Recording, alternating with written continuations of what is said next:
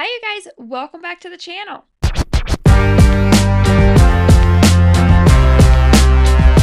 Alright you guys, you know what it is. It is another weekly wrestling rundown, and honestly, there is several things to talk about this week. So, let's get into it with Friday Night SmackDown, and honestly, I kind of felt like there was some key pieces to Friday Night SmackDown, but as a whole, I wasn't super impressed with the overall show.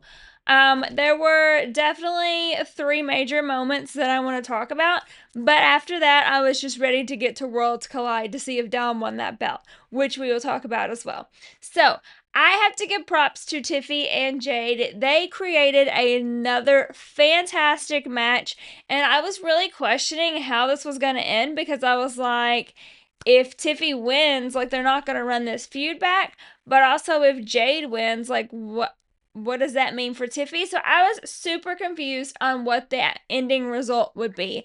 And we got a disqualification because Nia Jax returned and attacked both Tiffy and Jade. And I don't know how I feel about this because we already had the Tiffy Nia feud. And so I'm not sure if I really want to run that back. But also adding Nia into the Tiffany Jade series could make it super interesting.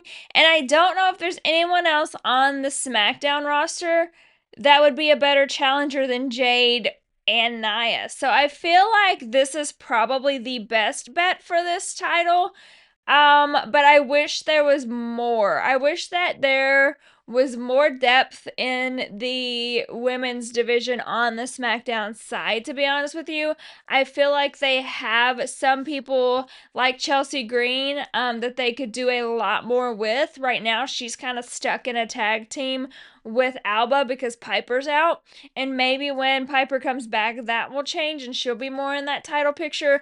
But I feel like with the roster that SmackDown has right now and the storylines, I guess this is the best outcome for Tiffany, to have a strong feud with Jade and Nia, who are two big powerhouse women. And to be honest with you, Tiffany, like, taking Tiffy out of this thing, Jade and Nia will be a great feud because they are two strong women. So I'm indifferent about it. I feel like there could be more. But I also feel like with what they have right now, it's the best that they really have.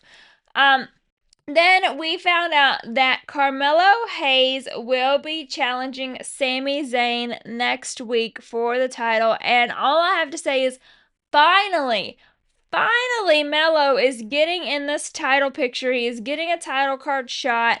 I honestly don't think he's going to win. But I hope this is not his last shot at this title. I hope there's an ongoing feud with this. I just don't think that there'll be one match and then he wins, although I wouldn't complain about it because I have preached from day one that Melo deserves more of a chance, more of a shot, and to really show what he can do and show himself. So I personally would not be upset if he won, but I just don't think that that's going to be in the cards at this moment. Maybe in the future, maybe if this is a long-standing feud, it will be. But I'm just happy that Melo is actually getting his shot, getting in that title picture, because we all know Melo does not miss, and he deserves this moment more than anybody on that roster right now, to be honest with you. And then we had the official return of the American Nightmare, Cody Rhodes. And I feel like this was kind of expected, especially after Triple H going on Pat McAfee and telling us that Cody was going to be at Wrestlepalooza. I feel like we had to know that at some point in time he was going to come back. And I feel like we had to know that Drew was his opponent. Him and Drew's been going back and forth for weeks and weeks and weeks now. And it's the strongest storyline that we have. And don't hate me, but to be honest with you, I would not be fully disappointed if Drew McIntyre won that belt at Wrestlepalooza. I feel like it would add such a fun dynamic to this feud. It would add such a fun dynamic to Drew's character.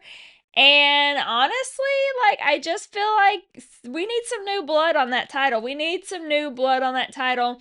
I love Cody and I love everything that he has done, but I feel like we need some new blood. So I wouldn't be disappointed if Drew, but regardless, this match is going to be a great one.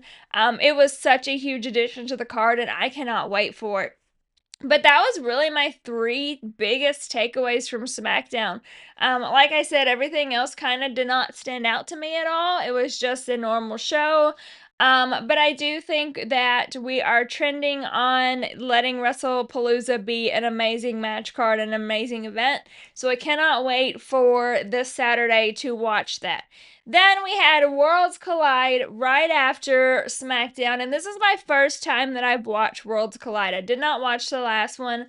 I think we were actually doing something when it came on. So this is my first time watching it, and I have to say I'm 10 out of 10 impressed. Like, these matches were not only good matches, but they were fun, and it just gave me a lot of life. Like, I really enjoyed the whole show. I came for Dom and I stayed for the rest of the matches, let's be honest, because I wanted to see if Dom won. But I have to give a shout out to Natty because I love this character that she is playing. I love this fierce, fearless Natty that she is bringing to the table. And I really want her to bring that to SmackDown or Raw as well. I want this character to be Natty's character because I think it's unstoppable. It's beast mode. It's so good. And I love it for her. So I definitely think that whenever, she's finished with this Worlds Collide, or you know what? We don't even have to wait till she's finished with Worlds Collide. We can just bring it to that card now because let's be honest, if we brought that version of Natty to SmackDown, she could easily challenge like Julia. She could easily challenge Tiffy. Like, this Natty is fierce and fearless, and I am loving it. I also love seeing more Mystery Iguana, especially paired with the beautiful Lola Vice. She looked flawless, you guys. On my screen, I think that they both are fantastic. And going against Finn and Roxanne, this is the first time that they tagged. It was an overall very good match. And I loved the funny little key aspects of it with the Demonito and Mr. Iguana. I loved the puppet aspects and just like the shock, the surprise, but also the fun. I feel like sometimes we take matches too seriously now, and I feel like this whole event in Worlds Collide, we did like it was serious and it was like a serious thing to these people, but it was also fun. They didn't lose that fun aspect, and I really, really enjoyed that. And then, of course, Dominic Mysterio is your double champ. Say it again. Dom is your double champ. And I just absolutely love this for him. I think he deserves it. He has worked his ass off to get where he's at. He has grown and improved so much, and I am just so happy for him. And I also love the moment between him and Ray because I know they still have beef on the actual show. But the fact that he got to come out and hand him the title, and they still play it in character was really, really fun and a really cool moment. And then, of course, we saw him pretty much ignore the Judgment Day, push them away, and go straight to El Grande Americano, which we knew was going to cause a little bit of tension. And as we saw on Monday Night Raw, it did. Dom and Finn's tension, I feel like, is at an all-time high. I feel like Finn now knows that. I feel like Finn before felt like if he left Dom, Dom would be solo on his own. Nobody liked him. Nobody would help him. Nobody would care for him. And now Finn's a little shook because if they leave Dom, Dom's got El Grande Americano and other people that actually like him and will work with him and will help him. So I feel like Finn's not so confident anymore. So their tension is at an all-time high, and I am hoping that soon this will all blow up. But we did see Rusev as the next challenger for Dom's title, so I feel like that feud is going to go on for a few weeks before we actually get the blow up of the Judgment Day.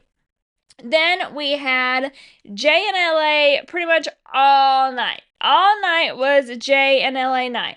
We saw them walking in, and LA got pissed off and tried to come at Jay. It's a mess. It is a mess, and Big Jim is in the middle. And I don't know what to think about it. So at first I was like, you listen, like Jay got hit, when they were all fighting, and then Jay hit LA with a spear. all right, cool, like 1 for 1, we're done, ended it, good. And then they keep mouthing, they keep going back and forth, so obviously this is not the end of it. Then Big Jim gets in the middle. LA Knight wants him to partner with him to go against the Big and Beefy and the Sir Barks-a-Lot. So they did their thing, and of course, Jay comes out to help because that's what he does. He helps Big Bro, and it ends with LA Knight attacking Jay. So listen, LA. Let me talk to you. Let me talk to you. Before I had no beef with you. I get it. Jay stood in your way. Jay speared you. Cool.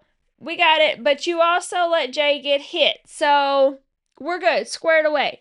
But then you attacked him last night. So what I have to say is when Jay and Jim are done with Biggie and Barky, he's gonna come for you. And I'm not gonna feel bad for you because you put yourself in this. You don't even go here. You were on SmackDown and now you're on Raw because Seth, get it, okay, cool, whatever. But I'm gonna tell you, Jay is not playing. This is a serious Jay. This is a crash out Jay. So he's coming for you, LA. And all I'm gonna say is Jay is going to get you. Yeah. But we have to talk about something else because who was Jay on the phone with? Who was he calling? Was a lot of people are speculating that it was Roman. But I get a weird feeling that this is deeper. I get a weird feeling that there's something more to this. And who do we know that Jay put had in there. Who do we know that Jay had a good relationship with? None other than Paul Heyman. So I might be reading into this too much. I might be thinking about this too much, but why do I have the feeling that Jay was calling Paul Heyman for advice? Because we see a whole nother level of Jay right now. A whole nother level of Jay right now. This is the Jay that Paul Heyman said back weeks ago he could be. So why do I feel like that's where this is going? Is Jay going to go against Jim and team with the Ops? I don't know. Maybe I'm reading into it, but it just feels like it's got to be more than Roman. Roman is the obvious choice, and WWE is not obvious most of the time.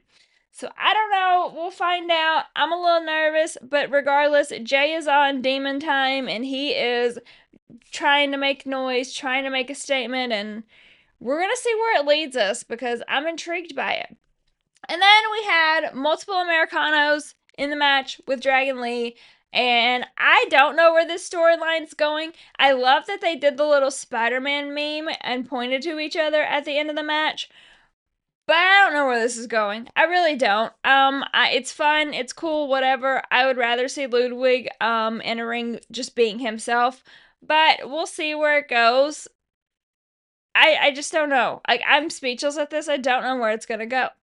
And then we have AJ on the mic. And AJ Lee never loses on the mic. And last night was included. She has been cutting amazing promos since day one. And she has not lost anything since she has been gone. I am so pumped for this feud. I think it's going to be so fun. I think it's going to lead to an individual Becky and AJ feud for that belt. And I cannot wait. I think this match is going to absolutely kill it. And plus, I cannot wait to see AJ Lee in a match again. Your girl will be wearing her AJ Lee shirt, Hardcore Saturday. And I'm just super pumped for this. But we talked about Dom and Finn's tension. We talked about Jay and LA Knight's tension. But there's another person that has tension. Io and Asuka have some tension. And at first, when we had this Io versus Stephanie match for the belt, I was like, I think they're going to give it to Stephanie. They believe in her. She has been, honestly, the face of the company for the last few weeks. She was at the press conference with Rhea, Charlotte, and Bianca. And if that doesn't tell, or Liv, oh, I said Rhea instead of Liv. I'm sorry. Rhea was not there. Liv, Charlotte, and Bianca. And if that doesn't tell you how much they believe in Stephanie, I don't know what will, because those are three big major people. She's also teaming with Rhea on NXT. So if that doesn't tell you how much they believe in this woman, then I don't know what will, because they're putting her out there.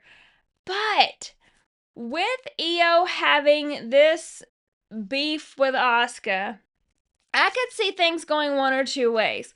I could see Io winning the belt and Asuka being her next feud, or I could see Asuka costing Io the belt Saturday night at Wrestlepalooza. And I'm not sure which one's going to happen yet. I have not decided, so you'll have to stay tuned for my Wrestlepalooza predictions for that, because I don't know, but I feel like that's definitely the direction that we are going, because there's a lot of tension there. And Kyrie's kind of in the middle. She's like trying to be the bad guy with Asuka, but she can't really commit to that. So it's really going to be interesting to see where she goes in all of it.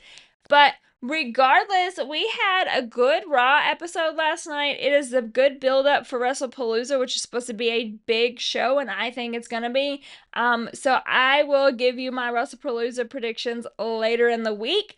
But until then, of course, subscribe to my channel, like, comment, follow me on all socials, you guys, and I will see you guys for the next video.